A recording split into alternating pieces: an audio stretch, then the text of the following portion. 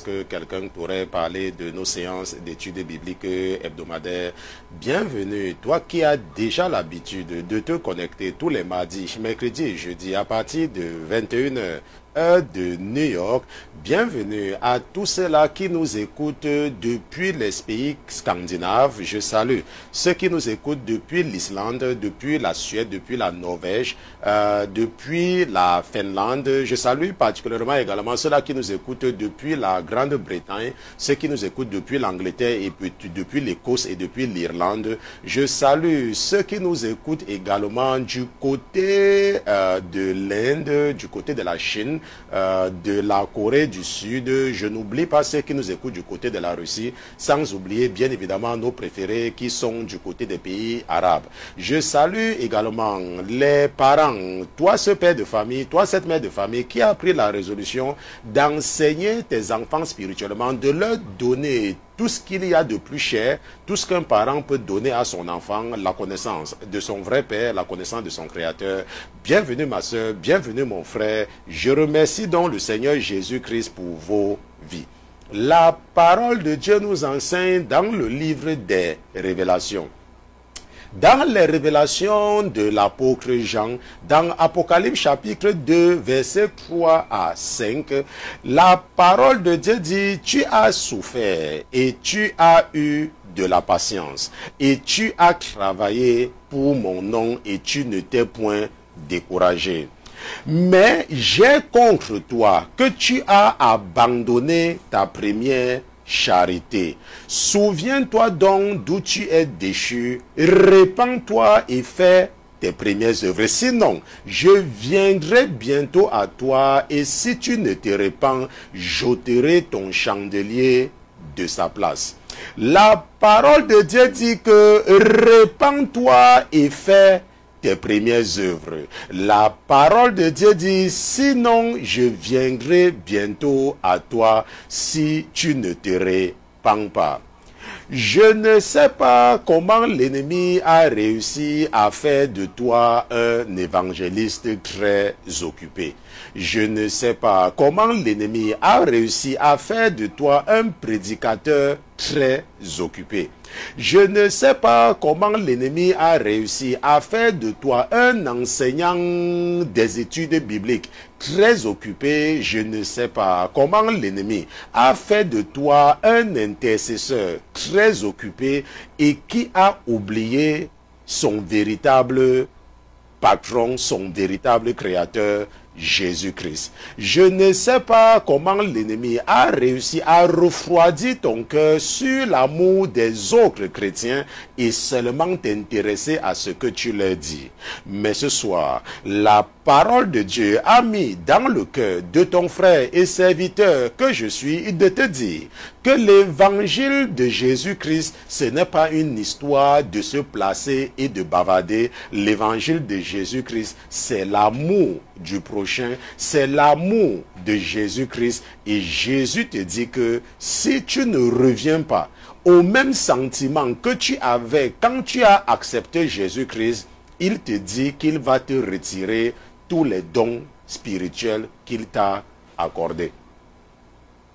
Je remercie le Seigneur Jésus-Christ pour ta vie. Ce soir, nous allons continuer avec notre série d'enseignements pendant que nous méditons dans le chapitre 9 du livre unique du prophète Daniel. Nous allons comprendre et terminer ce soir comment étudier et comprendre la Bible, suite et fin. Bien évidemment, si tu as été là hier, tu vas te dire que c'est comme une rediffusion, mais non. Nous avons décidé, parce que c'est l'un de nos motos, de ne pas nous contenter de l'approximatif ici à la Sainteté FM. Et à cause des déchets techniques d'hier, l'esprit que j'ai reçu a seulement déposé dans mon cœur de reprendre entièrement cet enseignement afin que nous évitons de commettre les erreurs, parce que ça va nous donner tous le travail. Comment étudier et comprendre la Bible? Ça sera la suite et la fin ce soir. Mais avant toute chose, avant de nous aventurer à utiliser la chair et le sang pour enseigner les princes et les princesses que vous êtes, Nous allons d'abord nous assurer de la présence de notre patron dans ce studio.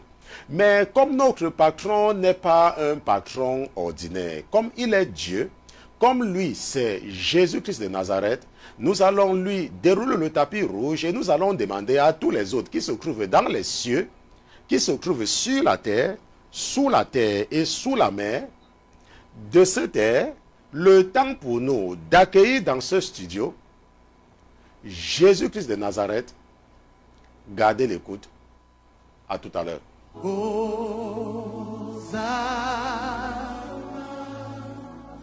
au plus haut des cieux, que notre roi soit glorifié. Hosanna,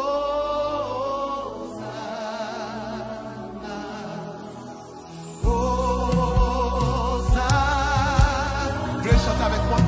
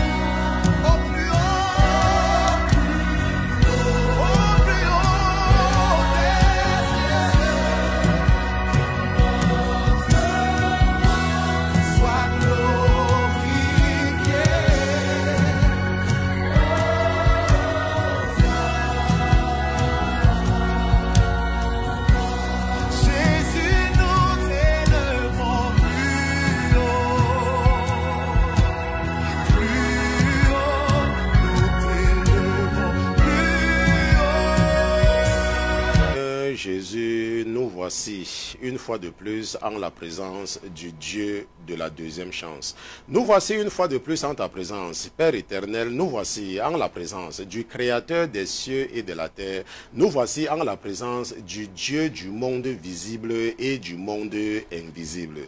Père éternel, permets-nous de venir en la présence du Dieu saint.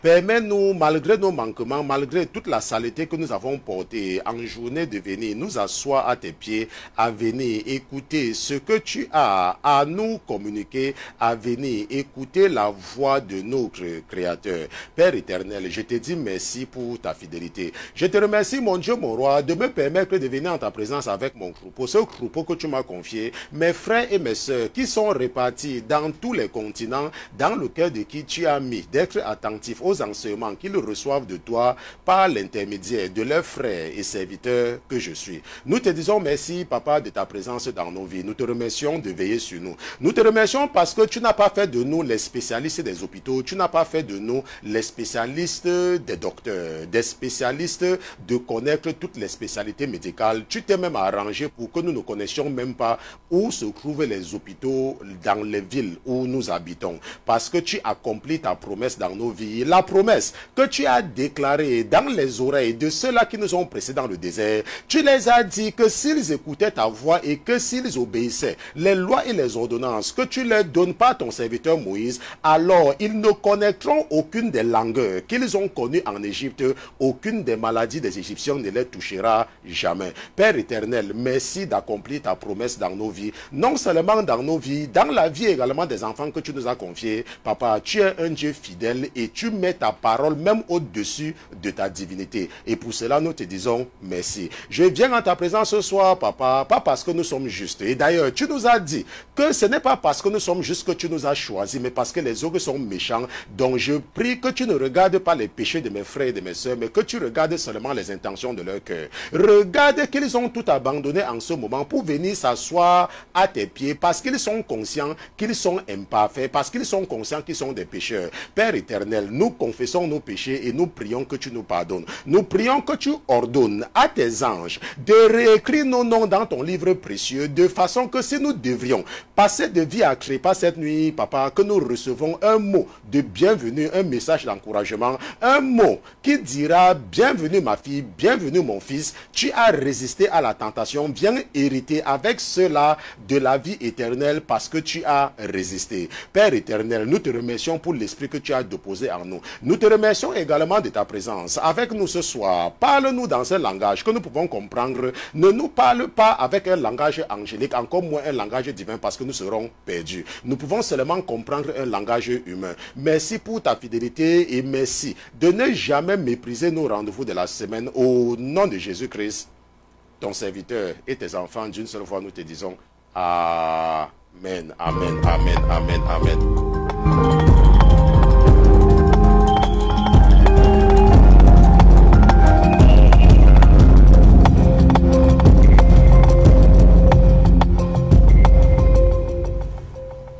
Donc, nous remercions Dieu pour Jésus-Christ, nous remercions Jésus-Christ pour sa présence dans nos vies. Nous le remercions parce qu'il est Dieu, nous le remercions parce que c'est un Dieu qui est bon, n'est-ce pas? Dieu ne force personne. L'une des caractéristiques du Seigneur Jésus, n'est-ce pas, notre Dieu, parce qu'il y a plusieurs dieux et les autres connaissent les dieux qu'ils servent. La caractéristique principale de notre Dieu, c'est qu'il ne force personne. Et c'est un Dieu d'amour. Parce qu'il dit, me voici à la porte, si tu entends ma voix, ouvre, je vais entrer. N'est-ce pas? Il n'envoie pas les anges venir fouetter les gens dans la rue qui acceptez-moi. Donc lorsque tu es un chrétien, n'est-ce pas, il ne faut forcer personne. N'est-ce pas? Toute personne qui force est possédée par un mauvais esprit. Toute personne qui force, n'est-ce pas? Celui qui force n'importe qui a fait quoi que ce soit, n'est-ce pas, est possédé. Donc on ne force personne. Tu dois forcer personne, même pas ton épouse, même pas ton mari. Si ton mari veut croire en Jésus, tant mieux. S'il ne veut pas croire, il faut le laisser. On se comprend? Tu dois seulement l'amener à accepter Jésus de façon libre. N'est-ce pas? Et la meilleure façon d'amener ton mari à accepter Jésus-Christ, c'est pas ton comportement. Ok? Tu ne peux pas être une femme arrogante. Tu ne peux pas être une femme orgueilleuse. Tu ne peux pas être une femme qui ne respecte pas ton mari et tu crois qu'il va accepter Jésus-Christ. Non. Ton comportement rebelle, n'est-ce pas, endurcit seulement son cœur. La même chose avec les hommes. Tu ne peux pas me dire que tu es un pasteur. Tu ne peux pas me dire que tu es un évangéliste. Tu ne peux pas me dire que tu es un diacre. Tu ne peux pas me dire que tu es un ancien d'église et c'est toi qui rentres tard à la maison. Et quand tu rentres, tu n'as même pas le temps de ton épouse. Tu parles à ton épouse n'importe comment. Soit disant elle ne travaille pas et qu'elle dépend de toi. Quand elle te demande quelque chose, tu ne peux même pas lui expliquer que non, c'est difficile, ainsi de suite qu'il faut attendre. Tu lui réponds avec un ton orgueilleux et tu t'attends à ce qu'elle accepte Jésus. Ce n'est pas possible. Pourquoi? Parce que les démons qui sont encore en elle vont lui dire tout le temps que c'est ce Jésus que tu veux suivre. Regarde, c'est ce Jésus, que ça, ce n'est pas Jésus là-bas. On se comprend? Et c'est comme ça que tu endurcis le cœur. Parce que la Bible dit qu'il faut bien que le scandale arrive. Il faut bien que les gens aillent en enfer. Mais malheur à la personne qui sera responsable du scandale. Donc malheur à toi, si c'est ton comportement qui encourage quelqu'un à ne pas accepter Jésus-Christ. Malheur à toi. N'est-ce pas? Le chrétien, sans ouvrir la Bible, doit être l'évangile du salut déjà, sans présenter la Bible à quelqu'un. Ton comportement doit pouvoir attirer quelqu'un à Jésus-Christ. Une personne m'a dit l'autre jour, et je parlais de ça avec l'une de vos sœurs en journée, il y a une sœur qui m'a appelé, elle me dit, oh pasteur Christian, moi je n'ai pas de problème avec vous, je vous aime bien, mais seulement ce que je n'aime pas, c'est lorsque vous parlez mal du catholicisme. Est-ce que vous voyez? Vous voyez donc que cette personne dit que non, pasteur, je vous aime parce que j'aime votre façon, mais je n'aime pas quand vous parlez. Je lui ai dit que non, ce n'est pas parce que tu me dis ça que je vais arrêter de parler du catholicisme, parce que le catholicisme, c'est du satanisme. Ok? Et après cela, la personne m'a menacé que si je continue à parler, n'est-ce pas, du catholicisme, bon, ça va monter, ça va descendre. Je ne me suis même pas gêné par rapport à cela. Vous voyez? Donc, ce que je veux dire, c'est que le comportement, ta façon de te comporter, même au lieu de travail, ce n'est pas seulement valable pour les hommes mariés et les femmes mariées, n'est-ce pas? Même à la maison, même pour tes enfants. Tes enfants doivent pouvoir accepter et suivre ton Dieu parce que tu es un papa exemplaire, parce que tu es une maman exemplaire. Tu ne peux pas être un papa qui est tout le temps en colère. Tu ne peux pas être une maman qui est tout le temps en colère, qui parle mal aux enfants, et tu t'attends à ce que tes enfants, n'est-ce pas, font suivre Jésus-Christ. Ce n'est pas possible. On se croit? Parce que l'enfant va se dire que, mais attends, regarde ce que papa fait, regarde ce que maman fait. Et maman n'est pas à l'église. Est-ce que tu comprends? Et ça va seulement endurcir le cœur de l'enfant. Ok? La Bible dit que nous avons été achetés à un grand prix. Ne devenons pas esclaves des hommes. Et Dieu ne nous a pas créés pour être des ingénieurs. Dieu ne nous a pas créés pour être des médecins. Dieu ne nous a pas créés pour être des infirmiers, des docteurs ou bien les avocats ou machin. Dieu nous a créés pour une seule raison, c'est de démontrer sa puissance à travers nous. C'est pour ça que lorsque nous prions, nous disons que ta volonté soit faite sur la terre comme au ciel. Mais sa volonté sera faite comment sur la terre? Sa volonté ne peut être faite qu'à travers toi. Ce n'est que toi qui peux accomplir la volonté de Dieu sur la terre, mais pas dans la colère, pas dans le mensonge. Ce n'est pas toi qui devrais encourager ou conseiller aux gens comment mentir. Et après, tu dis aux mêmes gens que tu vas à l'église. Tout ce que tu fais là, c'est de mettre la honte sur Jésus-Christ. On se comprend? Ça, c'est très important, ok, de comprendre. Et c'est également très important, dans tout ce processus, de ne forcer personne. Tu présentes l'évangile à la personne. Si la personne va accepter, tant mieux. Si la personne va accepter, tu continues à trouver les voies et les moyens, sans forcer la personne. Un jour, il y a un monsieur qui était malade. Et il avait commencé à avoir les problèmes de vue. Et il m'a appelé. Il me dit que, oh, pasteur, vraiment, je veux que vous venez prier pour moi. Je suis parti le voir. J'ai passé le temps à lui parler. Et il a commencé à s'intéresser à Dieu. Mais quelque chose qui me frappait, c'est qu'il ne venait pas dans mon église.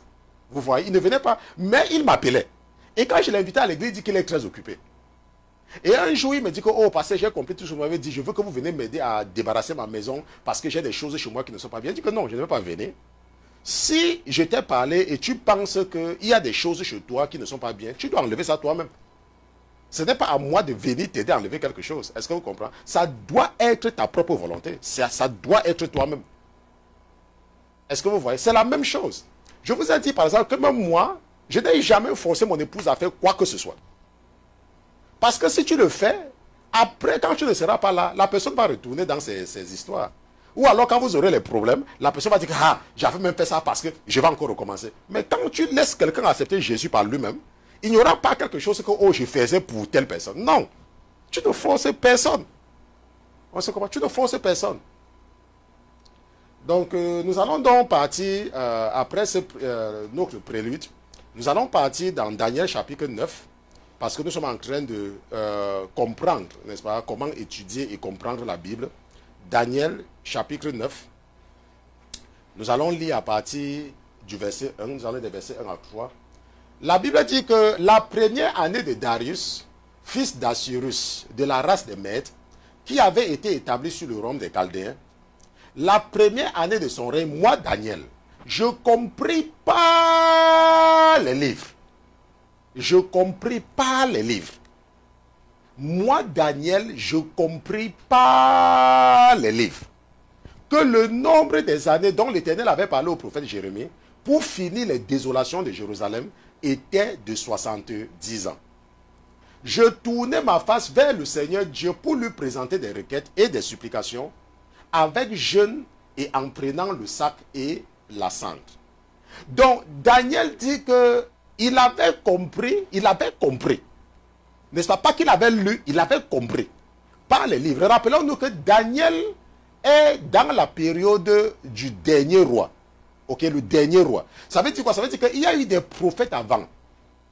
Ok, comme le prophète Gad, le prophète Nathan, il y a les livres de Samuel, il y a les livres, n'est-ce pas, qui parlaient d'Abraham, il y a déjà le Pentateuque, on se comprend, les livres de Moïse et tout et tout. Daniel vient, n'est-ce pas, dans le règne des derniers rois.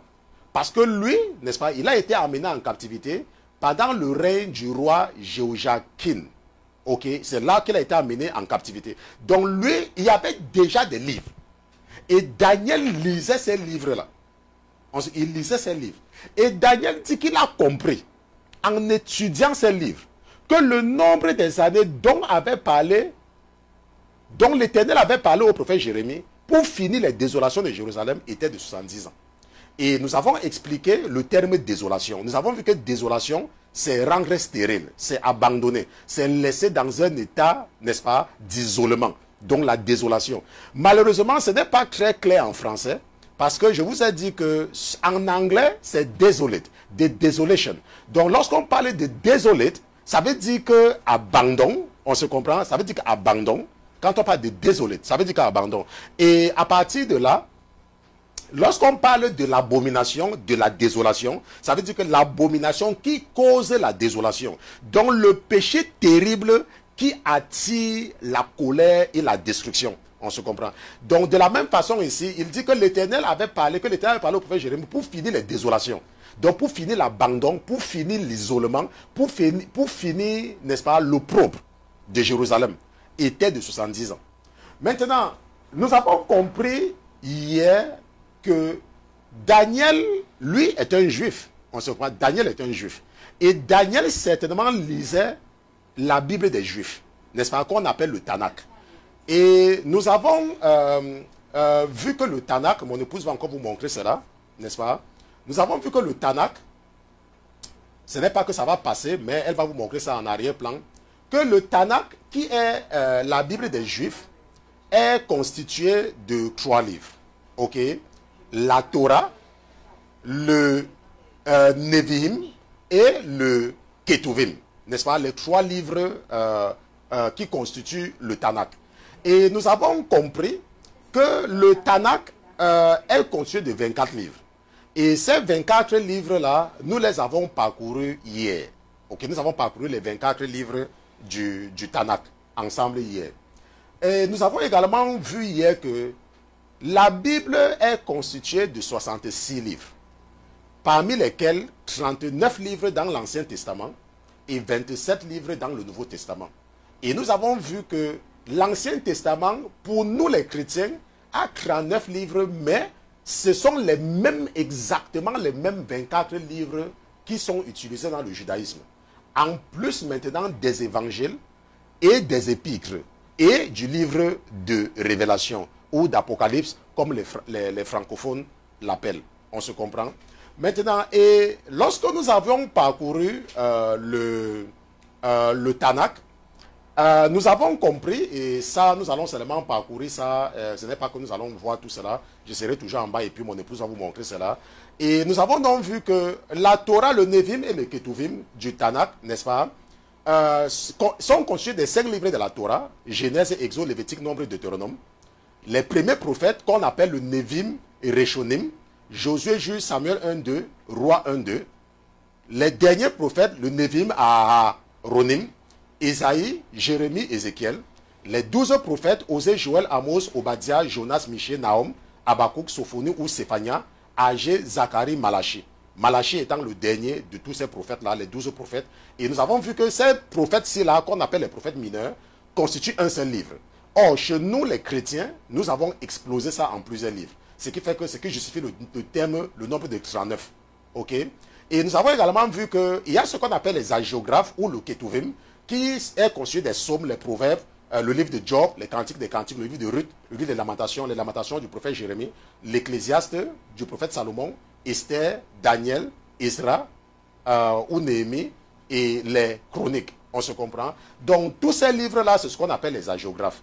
Et nous avons donc compris par la suite que le diable a réussi à injecter ces livres dans la Torah, dans le Tanakh. Et ces livres-là, c'est ce qu'on appelle les apocryphes ou les livres apocryphes. Et parmi les livres apocryphes que nous avons étudiés, toujours hier, les apocryphes, nous avons vu, n'est-ce pas, qu'il peut, en fonction des versions des livres de la Bible que tu as, si tu as une Bible qui a plus de 66 livres, tu peux avoir une Bible qui a 72 livres. Ça veut dire qu'ils ont ajouté 6 livres apocryphes. Tu peux avoir une Bible qui a 80 livres. Ça veut dire qu'ils ont ajouté 14 livres apocryphes.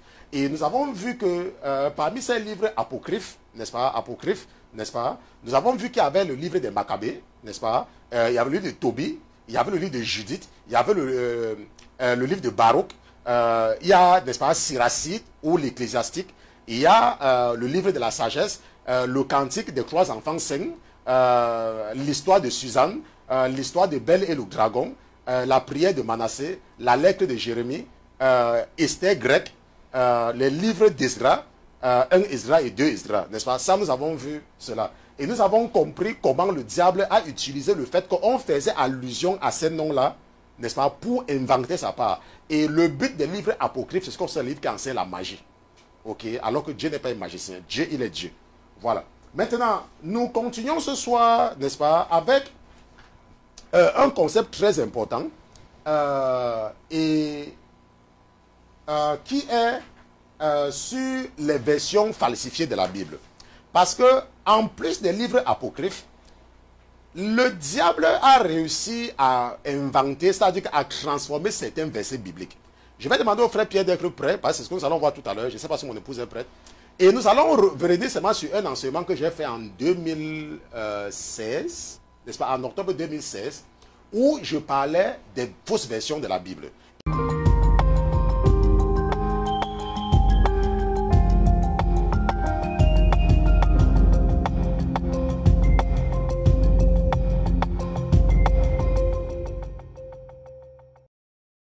Et aujourd'hui, pendant que je préparais l'étude biblique sur l'esprit de Jézabel, quelque chose a cliqué dans mon esprit.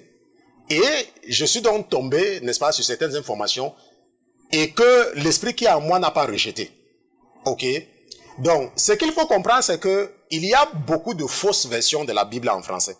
Et ce soir, si tu m'écoutes, soit en direct, soit sur YouTube, soit sur Facebook, je vais te donner les versions, n'est-ce pas, les versions, les fausses versions de la Bible. Et si tu as l'une de ces Bibles-là, il faut jeter. Est-ce que tu me comprends? Il faut te débarrasser de cela. Parce que ce sont des falsifications de la Bible. Ok, parmi lesquelles il y a la Bible de Jérusalem. Ok, si la Bible que tu lis, n'est-ce pas, dit Bible de Jérusalem, débarrasse-toi de cela. Parce que c'est une falsification de la Bible. Il y a ce qu'on appelle la traduction Taube, T-O-B. Taube, en fait, veut dire la traduction écuménique biblique.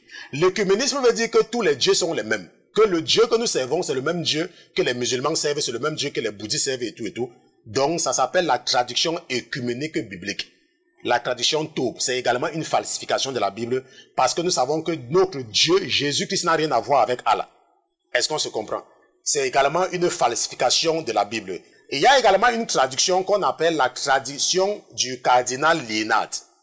N'est-ce pas? Ça également, c'est une falsification de la Bible. Ok, il y a ce qu'on appelle la King James française. Tout à l'heure, je vous ai parlé de la New King James que moi j'utilise. N'est-ce pas? Lorsque je veux aller en profondeur dans la compréhension des Saintes Écritures. Donc, il y a des gens, n'est-ce pas? Et surtout une apostate du nom de Nadine Stratford qui a publié une traduction qu'elle appelle, n'est-ce pas, la King James française. Ça, c'est également une falsification. Donc, si tu écoutes la Sainteté TV, la Sainteté Télévision, la Sainteté FM, et que ton père jusqu'à présent t'a confirmé que nous présentons la parole de Dieu sans l'adulier, si tu as la King James en français, je te conseille de te débarrasser de cela, de jeter cela, parce que c'est une falsification. Nous avons également la traduction du Monde Nouveau des Témoins de Jéhovah, qui est également, n'est-ce pas, une hérésie, qui est une falsification de la parole de Dieu, n'est-ce pas, la traduction du Monde Nouveau. Si tu as cette version-là, débarrasse-toi également de celle-là. Nous avons également ce qu'on appelle la Bible en français courant, n'est-ce pas? Ça, c'est parmi les différentes versions des catholiques. Ok, et si tu sais que quelqu'un ment déjà, tu ne peux pas utiliser ce que le menteur te donne parce que c'est un menteur. Et nous savons que le catholicisme est une hérésie, puisqu'ils font tous tout le contraire de ce que la Bible dit. Et ils ont donc sorti certaines versions de la Bible, parmi lesquelles même la tradition de Louis II, mais qui ment le moins. Et c'est pour cela que la majorité des anciens catholiques, moi compris, utilisons la tradition de Louis II. Est-ce que tu comprends maintenant pourquoi tu as Louis II? Parce que tu es un ancien catholique. Ok, donc il y a la Bible en français courant. Il y a, n'est-ce pas, ce qu'on appelle également le texte de Nestlé, n'est-ce pas, le texte de Haaland, le Codex Vaticanus, n'est-ce pas, le Codex Sinaiticus, ok, et la Bible Darby, n'est-ce pas, toutes ces versions que j'ai énumérées là sont des falsifications de la parole de Dieu. Donc si tu as, n'est-ce pas, la Bible Darby, n'est-ce pas, le Codex Vaticanus, le texte de Harlan, le texte de Nestlé, la Bible en français courant, la traduction du Monde Nouveau, la King James en français, la traduction du cardinal Léonard, la traduction Taube, la Bible de Jérusalem, n'est-ce pas? Tout ça, ce sont des falsifications de la parole de Dieu. Maintenant, il y a également, n'est-ce pas, la traduction de Louis II, qui est populaire malheureusement, et que j'utilise aussi. Et c'est ça que je vous disais tout à l'heure que j'ai toujours émis des réserves sur la tradition de Louis II parce que je me suis rendu compte plusieurs fois que quelque chose ne va pas. dans cette traduction plusieurs fois. Mais parce que en tant qu'ancien catholique, c'est ce qui est populaire. Bon, j'utilisais, mais je complétais avec... J'utilisais seulement ça pour lire les versets en fait. Ok, et puis la plupart du temps, je vous ai dit, je suis toujours dans la Bible en anglais. Maintenant, le problème avec la traduction de Louis II, c'est que il y a la faiblesse de la traduction en fait. Ok, il y a la faiblesse et il y a également l'amollissement des textes. Ça veut dire que la traduction de Louis II fait également des compromis. Ok, de la parole de Dieu.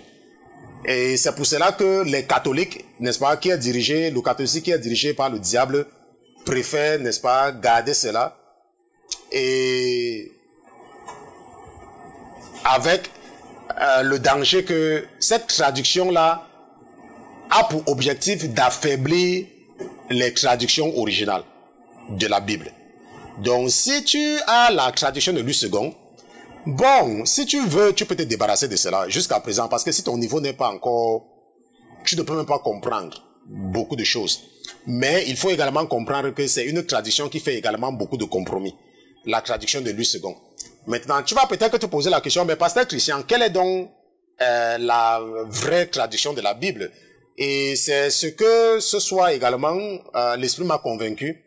Et c'est ce que nous allons faire dorénavant, même quand vous allez partir sur le site de la Sainteté FM. Nous avons pris la décision de retirer, n'est-ce pas, sur notre site, la traduction de Louis II. Nous avons pris la décision de retirer cela. Et la sœur qui s'occupe du site, je ne sais pas si elle a déjà fait toutes les mises à jour, n'est-ce pas, nous allons retirer cette traduction sur notre site. Et dorénavant, la traduction que nous allons adopter, c'est la traduction, la Bible d'Osterval, n'est-ce pas? La Bible d'Osterval et la Bible de Martin, n'est-ce pas? C'est la même chose. Parce que ce sont les deux Bibles qui proviennent de la tradition d'Olivetan. N'est-ce pas? Beaucoup de chrétiens nés de nouveau n'ont jamais entendu parler de la traduction de la Bible d'Olivetan. N'est-ce pas? De 1535. Beaucoup. Pourquoi? Parce que je l'ai dit, la majorité des chrétiens nés de nouveau sont des anciens catholiques. Et rappelez-vous que je vous ai enseigné l'esprit des Nicolaïtes. Ça veut dire que lorsque tu viens en Jésus, n'est-ce pas, tu viens avec des choses que tu as héritées quand tu marchais, n'est-ce pas, dans le paganisme, quand tu étais encore un païen. Donc tu viens avec cette mentalité-là. C'est comme il y a les gens qui viennent avec la mentalité de la façon qu'ils s'habillaient. Les gens qui viennent avec la mentalité de la façon qu'ils parlaient. Les gens qui viennent avec cette même mentalité. Ça veut dire qu'ils acceptent Jésus, mais ils vivent encore maritalement avec un homme, ou ils vivent encore maritalement avec une femme. Et ils se disent que ce n'est pas grave. Il y a des gens, quand ils viennent en Jésus, n'est-ce pas, les femmes, elles continuent à porter les pantalons. Et quand tu les parles, elles te disent que Dieu regarde le cœur. N'est-ce pas? Parce que c'est ça qu'on appelle l'esprit de Nicolas, le nicolaïsme. Donc de la même façon, lorsque nous étions des catholiques, nous lisions la tradition de Louis II. Et quand nous sommes venus dans le Seigneur, nous avons continué avec cela. Je parlais bien des francophones, nous avons continué avec cela. Et on n'arrive toujours pas à comprendre, c'est pour ça qu'il y a beaucoup de choses qui nous échappent.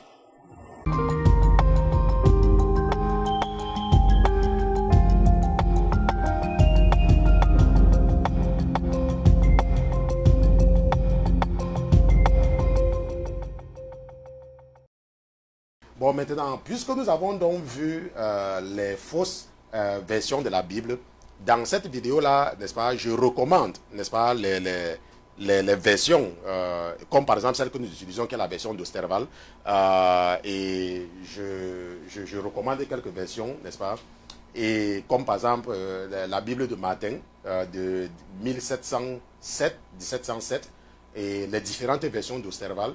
Et je disais que ces versions-là, n'est-ce pas, ce sont les dérivés de la Bible d'Olivetan, que beaucoup de nouveaux chrétiens n'ont jamais entendu parler, de nouveaux convertis.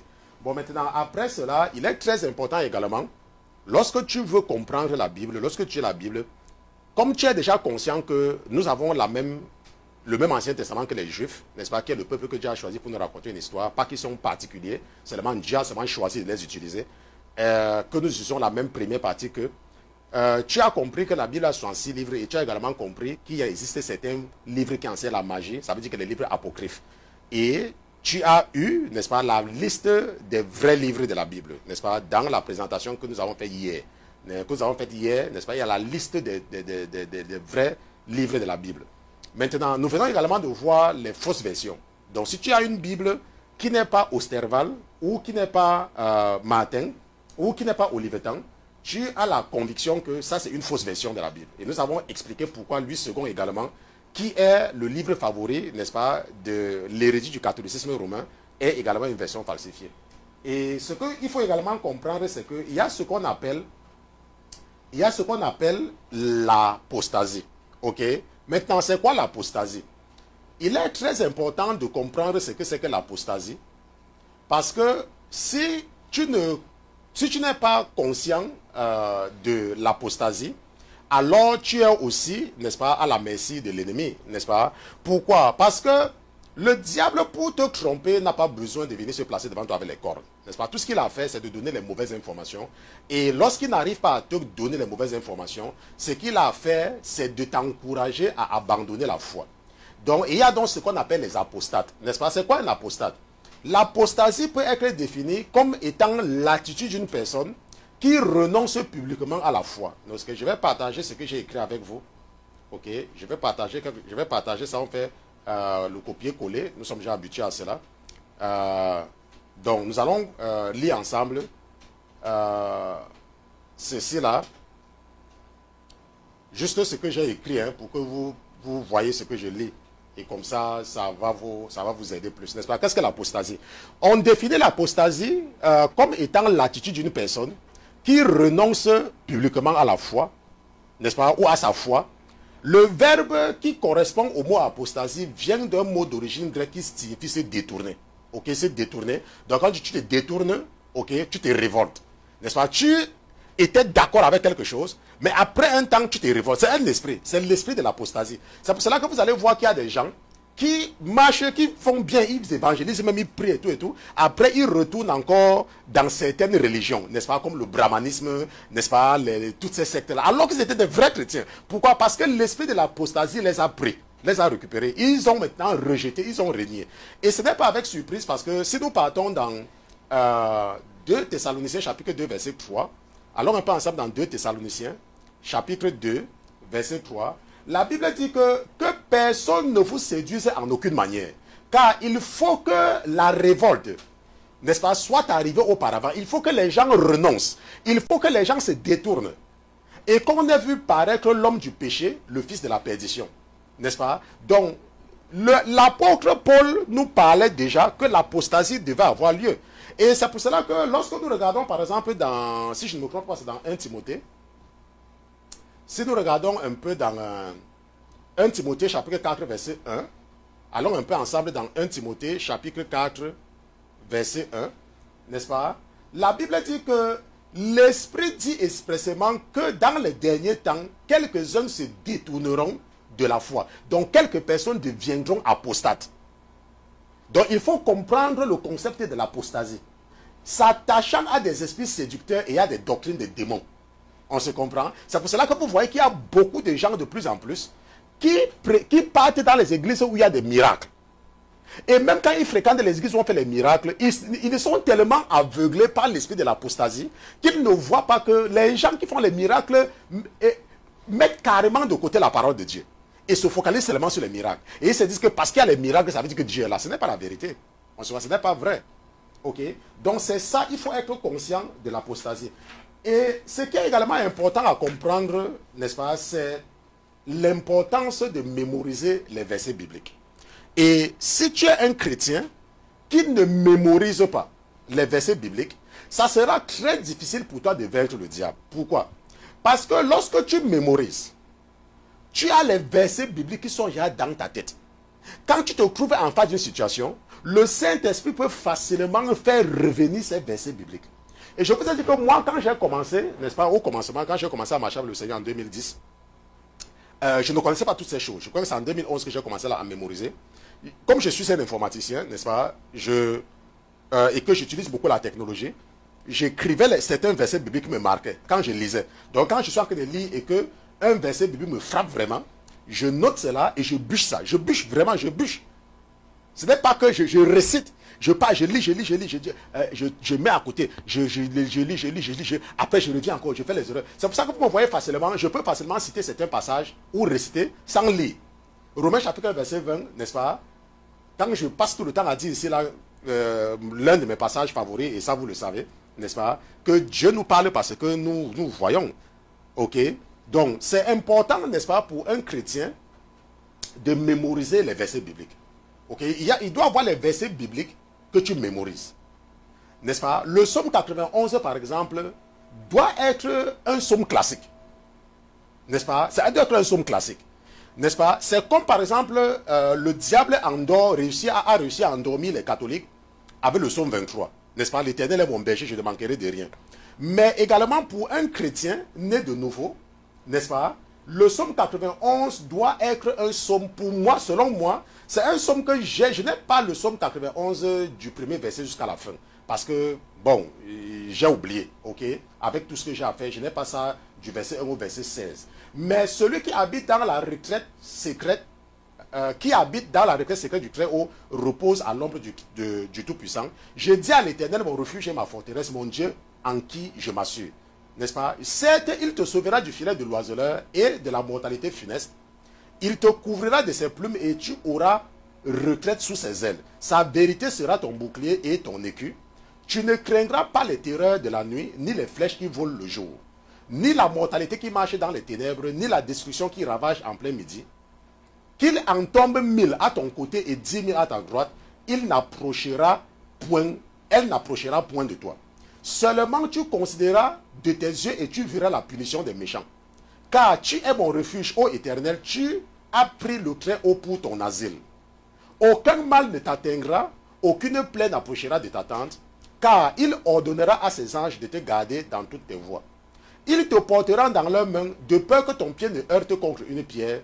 Tu marcheras sur le lion et sur l'aspic, tu fouleras le lionceau et le dragon. Puisqu'il m'aime avec affection, dit le Seigneur, je le délivrerai, je le mettrai en sûreté, car il connaît mon nom. Il m'invoquera et je l'exaucerai, je serai avec lui dans la détresse, je l'en retirerai et je le glorifierai. Je le rassasierai de longs jours et je lui ferai voir ma délivrance. N'est-ce pas? Ça, c'est le psaume 91 qu'un chrétien, normalement, n'est-ce pas? Moi, c'est dans mon esprit. Ok, c'est avec ça que je marche avec assurance.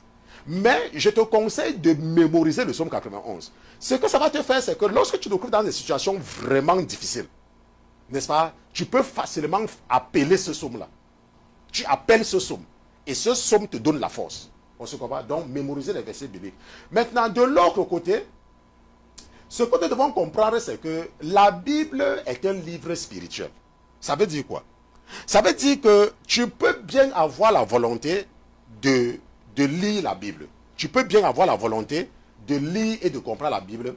Mais si tu n'as pas l'esprit qu'il te faut, tu vas faire beaucoup, n'est-ce pas? Tu vas faire beaucoup d'efforts si tu n'as pas l'esprit qu'il te faut.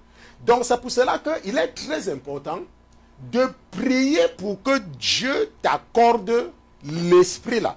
On se comprend? Nous allons partir dans Ézéchiel chapitre 2, si je ne me trompe pas, oui, Ézéchiel chapitre 2 et chapitre 3.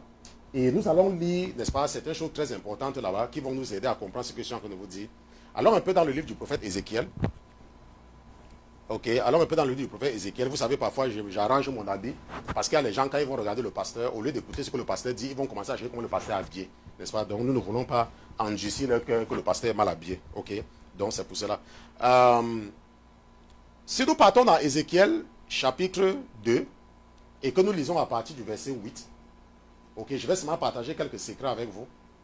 Voilà ce que le Seigneur dit, l'Éternel dit au jeune Ézéchiel. Il dit, mais toi, fils de l'homme, écoute ce que je vais te dire et ne sois point rebelle. Rappelle-toi que Ézéchiel ici, là, pendant que le Seigneur lui parle, nous avons fait l'étude du livre du prophète Ézéchiel. Ézéchiel a à peine 25 ans. Ok, Ézéchiel, parce que ça c'est l'heure de leur première rencontre au bord du fleuve Kébar, n'est-ce pas, quand il était en captivité. Ça, nous avons vu cela. Et si tu n'as pas vu et tu ne sais pas, n'est-ce pas, Ézéchiel était encore jeune, parce qu'il a dit ici là que c'était la 3e année, le 5e jour du 4e mois, n'est-ce pas, la 30e année n'est-ce pas, le 5e jour, donc Ézéchiel avait 30 ans, ok, c'est 30 ans. La 30e année, le 5e jour du 4e mois, alors que je me trouvais, bon, je vais corriger, ok, parce qu'il faut comprendre ici, là, n'est-ce pas, la 30e année de la captivité, ok, le 5e jour du 4e mois, alors que je me trouvais parmi ceux qui étaient transportés près du fleuve Kébar, les cieux s'ouvrirent et j'ai vu des visions divines. Le 5e jour du mois, c'était la 5e année de la captivité du roi Jéhoiakim. Et lorsque nous étions en train de faire l'étude biblique, nous avons compris que Ézéchiel, qui était dans une certaine, je pense qu'il était dans la 2e vague des captifs, n'est-ce pas, avait été emporté après, n'est-ce pas, Daniel. Et il est en train de parler ici là que la 30e année, ok, la 30e année, et qui était la 5e année de la captivité. Donc je corrige, donc ce que j'ai dit en premier, c'est justement cela, n'est-ce pas? L'année qu'il marque là, c'est son âge. Donc il est encore jeune. Ok, et il est captif. Il a été amené en captivité à l'âge de 25 ans. Ok, il a été amené en captivité à l'âge de 25 ans. Et ça fait 5 ans qu'il est en captivité. Donc il dit donc que la 30e année. Ok, bon, et ça, il était encore jeune. Je suis seulement revenu là-bas, n'est-ce pas, pour vous dire qu'il était encore jeune. Maintenant, donc si nous partons au verset 8, n'est-ce pas, il dit que, mais toi, fils de l'homme, écoute ce que je vais te dire et ne sois point rebelle, car cette maison rebelle ouvre la bouche. Comme cette maison rebelle. Ouvre la bouche et mange ce que je vais te donner. Ok? Donc, Jésus dit à Ézéchiel ici là que ouvre la bouche. Ouvre la bouche. N'est-ce pas? On parle avec la bouche. Comme moi, je vous en sers avec ma bouche. Donc, il dit ouvre la bouche et, n'est-ce pas? Et mange ce que je vais te donner. Et la Bible dit que alors je regardais et voici une main étendue vers moi qui tenait un livre. Une main étendue vers moi qui tenait un livre. N'est-ce pas? Donc, Dieu avait dit à Ézéchiel que ouvre la bouche. Je vais mettre ma parole dans ta bouche. On se comprend? Je vais mettre ma parole dans ta bouche. Et Ézéchiel dit que, et elle le déploya devant moi, et il était écrit au-dedans et au-dehors des lamentations, des plaintes et des gémissements y étaient écrits. Et c'est ce que nous voyons dans la Bible. Ok, les commandements, les lamentations, n'est-ce pas, ce qui va arriver aux méchants et tout, était écrit. Et la Bible dit que, qu'il déploya dans ça devant moi. Donc, il avait fait voir Ézéchiel ce qu'il y a là, n'est-ce pas, dans ce livre-là. Et si nous partons au chapitre 3, n'est-ce pas, à partir du verset 1, il dit, fils de l'homme, puis il me dit, fils de l'homme, mange ce que tu trouves, mange ce rouleau et va parler à la maison d'Israël. Donc étudie cette Bible-ci là, étudie le rouleau que je te vois et avec ce que tu vas comprendre, je veux que tu partes parler. On se comprend? Et la Bible dit que, et j'ouvris la bouche et il me fit manger ce rouleau. Donc ce que nous voyons ici, c'est que Jésus avait déposé sa parole dans la bouche du prophète. Il avait mis cela. N'est-ce pas? Et il me dit, fils de l'homme, répète ton ventre et remplis tes entrailles de ce rouleau que je te donne. Je le mangeai donc et il fut doux à ma bouche comme du miel. Et la Bible nous dit que, puis il me dit, fils de l'homme, rends-toi vers la maison d'Israël et tu leur rapporteras mes paroles. Quelles paroles? C'est ce qu'il a mangé. Parce qu'il était écrit dans le rouleau, il était écrit dedans dehors. Et il a mangé, il a rempli son ventre. Il lui a maintenant dit que, fils de l'homme, rends-toi vers la maison d'Israël et tu leur rapporteras mes paroles. Ok? Et la Bible dit au verset 6 que ce n'est point vers de nombreux peuples au parler inintelligible et à la langue barbare. Et donc tu ne puisses pas entendre les paroles que je t'envoie. Cela, certes, ils t'écouteraient si je t'envoyais vers eux. Mais la maison d'Israël ne voudra pas t'écouter. Parce qu'elle ne veut point m'écouter.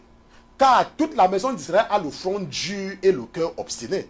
Quand tu vas à l'église, les gens font ce qu'ils font là. Ce n'est pas quelque chose de nouveau. Ce n'est pas parce que toi, tu n'as pas compris la Bible. Le comportement des gens à l'église, ce n'est pas quelque chose de maintenant. Même au temps d'Ézéchiel, même quand ils étaient en captivité, même avant même la captivité, les gens n'écoutaient pas. On se comprend? Mais ce que Jésus a dit à Ézéchiel, c'est que voici, j'endurcirai ta face pour que tu l'opposes à leur face. Et j'endurcirai ton front pour que tu l'opposes à leur front. Donc c'est pour cela que lorsque tu es un chrétien et que Dieu t'a confié une mission, tu ne dois avoir peur de personne. Et je vous ai dit que moi, comme vous voyez là, je n'ai peur de personne. Il y a maintenant les gens qui compromettent la mission que Dieu leur a donnée parce qu'ils veulent s'accrocher sur des postes. Et je vous ai dit que parfois, même quand vous voyez même les postes même où les gens s'accrochent là, c'est dans les églises qui ont 50 ou 100 membres. Ils s'accrochent sur des petits trucs, dans des petites boîtes. Que si tu te mets même en route, même devant la même église, il y a les gens qui passent même qui ne sont même pas au courant qu'il y a même une église dans les environs. Mais c'est à cause de ces petits postes-là qu'ils se retrouvent en enfer. N'est-ce pas? Donc la Bible dit que voici, le verset 9. Je rendrai ton front semblable au diamant, plus dur que le roc. Ne les crains donc pas et ne t'effraie point de leur visage, bien qu'ils soient une maison rebelle. Puis il me dit, fils de l'homme, reçois dans ton cœur et écoute de tes oreilles toutes les paroles que je te dirai. Où sont ces paroles? C'est dans la Bible. Rends-toi vers ceux qui ont été transportés, vers les enfants de ton peuple, tu leur parleras. Et soit qu'ils écoutent, soit qu'ils n'en fassent rien, tu leur diras. Ainsi a parlé le Seigneur l'Éternel. Vous comprenez? C'est pour ça que vous me voyez parfois, les gens disent que, mais pasteur Christian, comment est-ce que tu fais? Je vous ai expliqué plusieurs fois que lorsque j'étais malade, j'ai lu la première fois le livre du prophète Ézéchiel dans la maladie. Et quand je suis arrivé dans cette partie-ci, là, quelque chose m'a frappé et je comprenais ceci même sans comprendre. Je comprenais seulement que ça s'adressait à moi.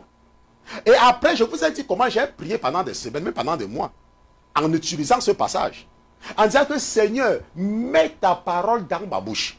Comme tu avais mis ta parole dans la bouche d'Ézéchiel. Mets ta parole dans ma bouche. Donc parfois, quand les gens voient que oh, le pasteur Christian, il comprend la Bible, comme un jour, il y a un pasteur dans mon église locale, n'est-ce pas, qui m'a dit un jour que où est-ce que tu as appris toutes ces choses-là?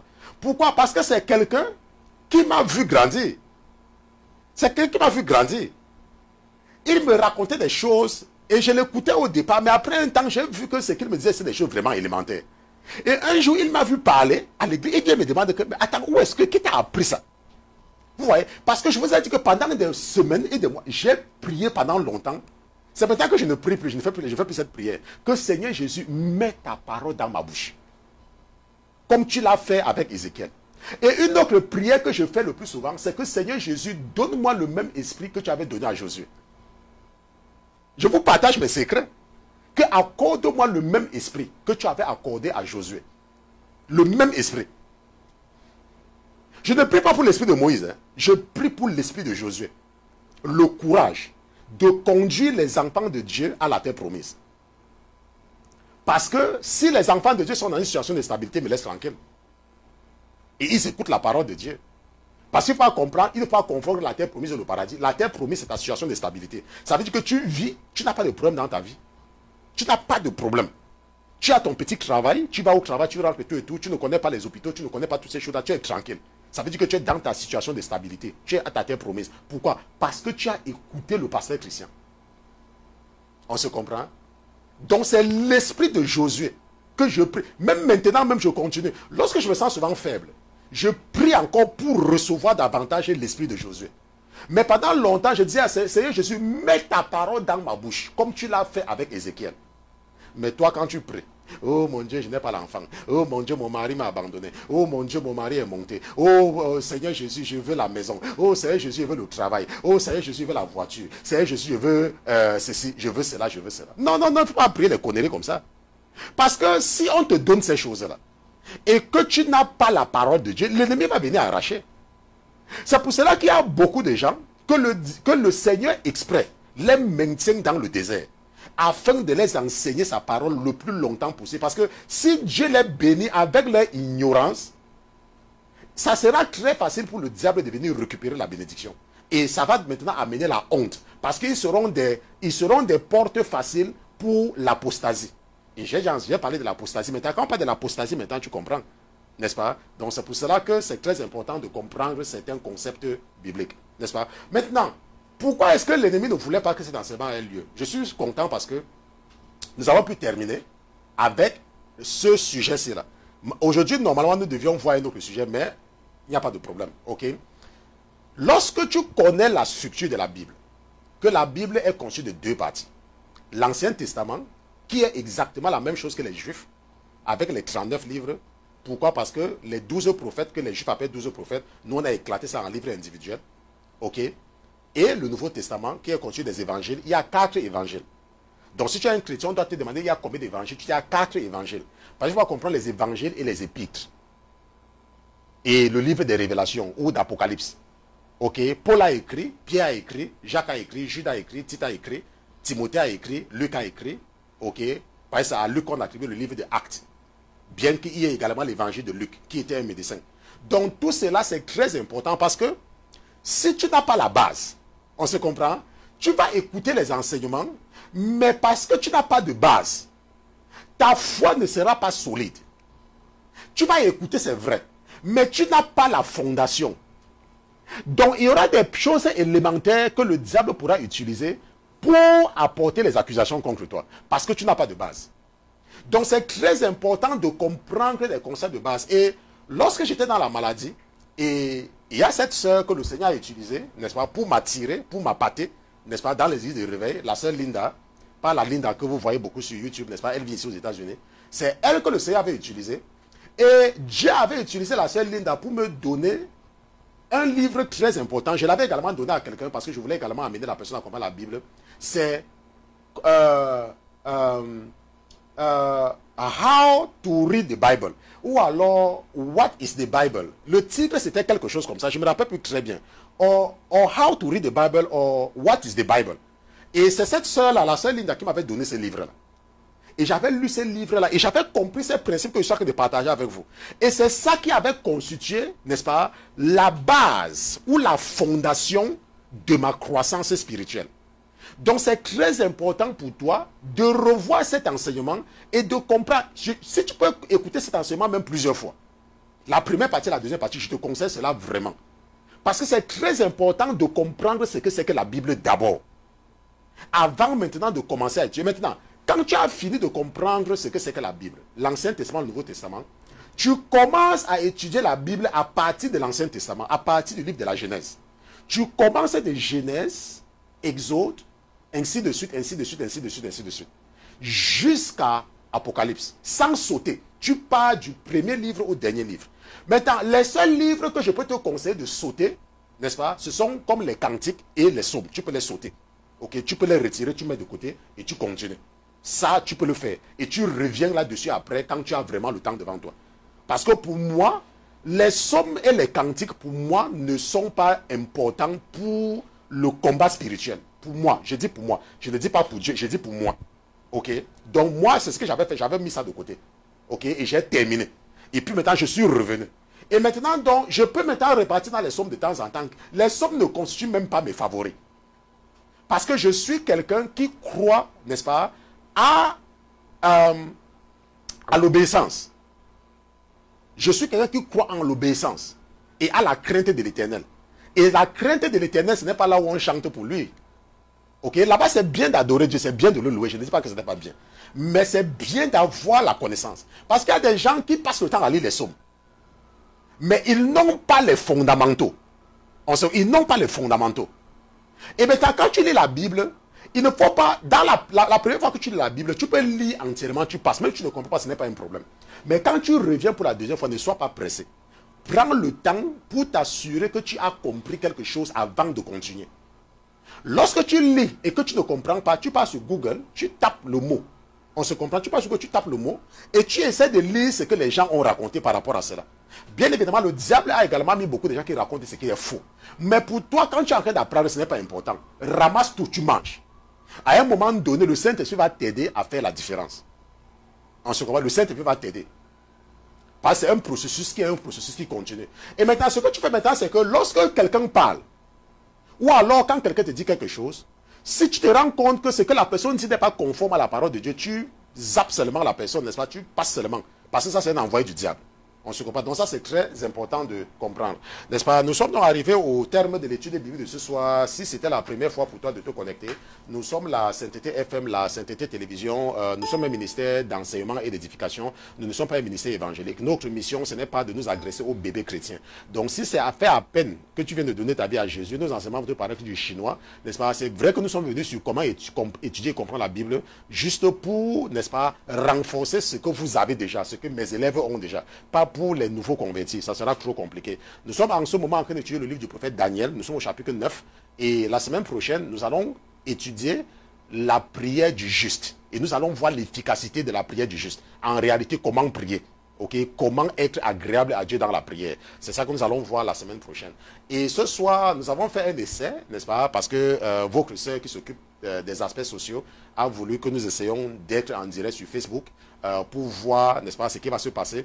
Mais je pense que Nous allons voir, n'est-ce pas, avec mon équipe, n'est-ce pas, si le direct de YouTube, parce qu'il y a les gens qui n'aiment pas aller sur Facebook, ok? Il y a les gens qui n'aiment pas Facebook. Et je pense que YouTube, à la fin, va demeurer notre canal principal pour ne pas pousser les gens à aller là où ils ne veulent pas partir. Et nous nous retrouvons 3 fois par semaine, mardi, mercredi, jeudi, à partir de 21h de New York. Nous nous retrouvons pour les études bibliques. Okay? Nous ne nous retrouvons pas pour les sermons. Donc, si tu veux nous suivre, nous sommes déjà au chapitre 9 du livre du prophète Daniel. Tu peux commencer à lire au chapitre 1 et tu vas nous rattraper parce que nous, on ne lit pas vite, n'est-ce pas? On étudie. On arrête quelque part. On peut même faire une semaine sur un chapitre. Okay? Et après le livre de Daniel, en fonction de ce que l'esprit que j'ai reçu dans la maladie va m'instruire, nous allons étudier un autre livre. Et c'est comme ça que nous avons commencé depuis 2014 que ce ministère a été établi avec la radio et maintenant avec la télévision. Donc nous allons prier. Je vais vous confier dans les mains de votre Père.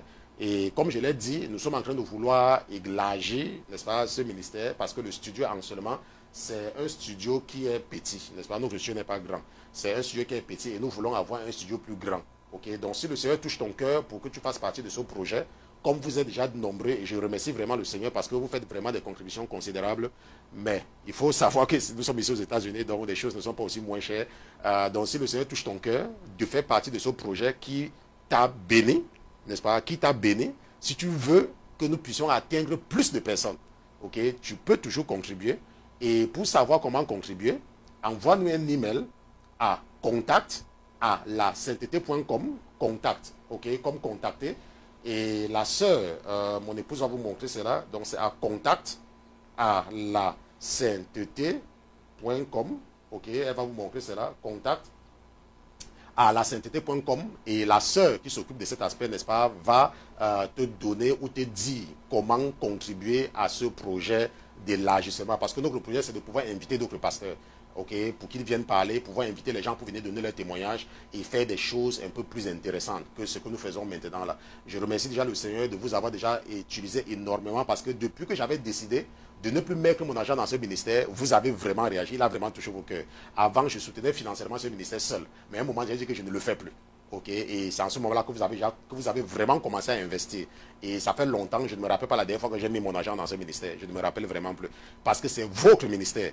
Et c'est à vous de vous occuper de votre ministère. On se comprend, donc ça, c'est ce qu'il faut comprendre. Donc nous allons prier pour que je vous confie dans les mains de votre Créateur. Seigneur Jésus, je te remercie une fois de plus. Je te remercie pour ta fidélité. Je te remercie pour la vie de mes frères et de mes soeurs. Je te remercie d'avoir transformé ma voix en un feu dévorant dans toutes les maisons où cette voix résonnait. Je prie, mon Dieu, mon roi, que ma voix demeure dans cette maison et que ma voix constitue un bouclier pour mes frères et mes soeurs. Que ma voix constitue une barrière de protection. Que ma voix illumine toutes les maisons dans lesquelles elle résonne. Que cette personne m'ait écouté en direct ou que cette personne ait écouté en différé, mon Dieu, mon roi, transforme la voix de ton serviteur en feu. Que la voix de ton serviteur se transforme en feu pour déloger et délocaliser tout esprit malin, tout esprit satané qui a osé utiliser la maison de mon frère, utiliser la maison de ma soeur comme un lieu de résidence. Mon Dieu, mon roi, que ma voix rende tout esprit malin mal à l'aise et qu'il ramasse ses bagages et qu'il déguerpisse et laisse cette maison en paix et laisse les habitants de cette maison dormir dans la paix. Je te dis merci, mon Dieu, mon roi, d'avoir mis dans mon cœur de délivrer quelqu'un ce soir. Et je prie que tu continues à être avec nous et que tu ne nous abandonnes jamais et que tu trouves le moyen de toujours déposer ta volonté et ta parole dans la bouche de ton serviteur que je suis afin qu'il puisse utiliser ta parole pour l'édification de tes fils et tes filles, mes frères et mes sœurs. Nous te disons merci pour ta fidélité au nom de Jésus-Christ, ton serviteur et tes enfants d'une seule fois, nous te disons Amen, Amen, Amen, Amen, Amen.